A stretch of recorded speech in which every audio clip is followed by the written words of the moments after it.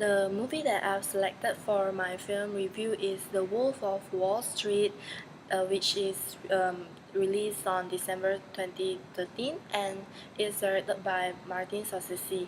It is the best film in 20 years that Martin Scorsese has made, and the duration for this film is 3 hours, but it's the kind of film that you'll still find them fascinating despite of its long hour. And this movie is nominated for 5 Academy Awards for Best Picture, Best Director, Best Screenplay, and Best Actor. And basically, when people ask me what is this movie about, I usually say that, like many films by Scorsese, well, he always show us how to overcome a cocaine problem in the early 80s.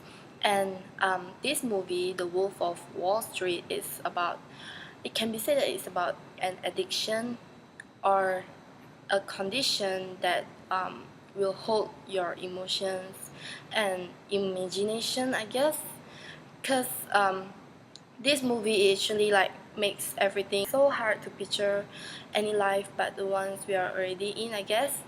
And for this movie, it as it runs for like 180 minutes, it is set as the record as Scorsese's longest film that he made, but it is somehow his top grossing film with 300 million mark at the worldwide box office, and it's awesome despite the ratings, as this movie contains a lot of restrictive content like money, drugs, and sex.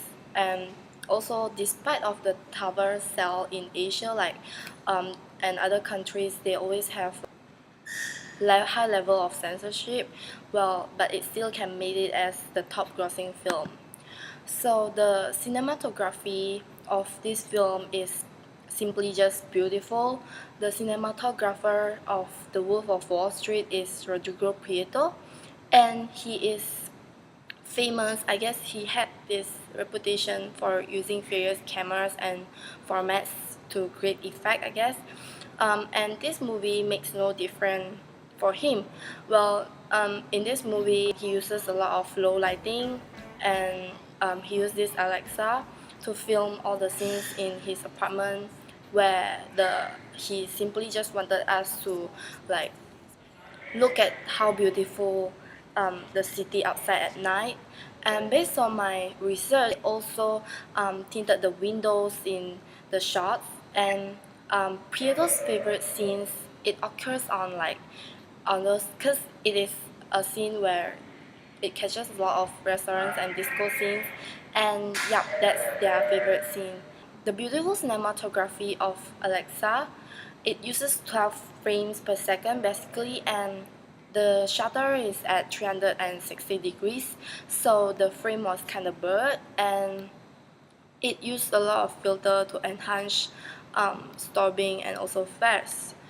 So the characters in this movie showcases the Belfort styles, as actually we can say that it portrays him as if he were an addict who throwing the wreckage of his life in order to confess, and he's actually seeking for forgiveness.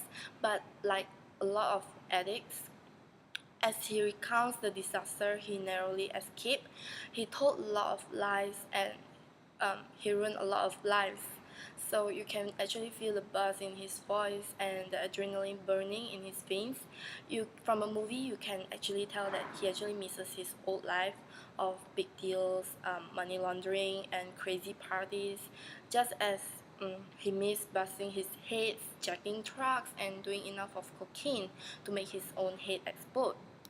So, um, on my own opinion, actually, his character in The Wolf of Wall Street actually results in one of the most, we can say, charismatic, speakable, offensive, but at the same time captivating character to be appear on screen for 3 hours, and you'll be catching eye-popping amounts of narcotics, groping and fondling every female within reach scenes, like all those scenes. And the character of Belfort is actually the kind of person that any sane person in real life would hate. but thanks to the Scorsese and also DiCaprio, you cannot definitely take your eyes off him. So it is the best film that Martin Scorsese has made in 20 years, and I can say that is for me is one of the most entertaining films ever made about loathsome men.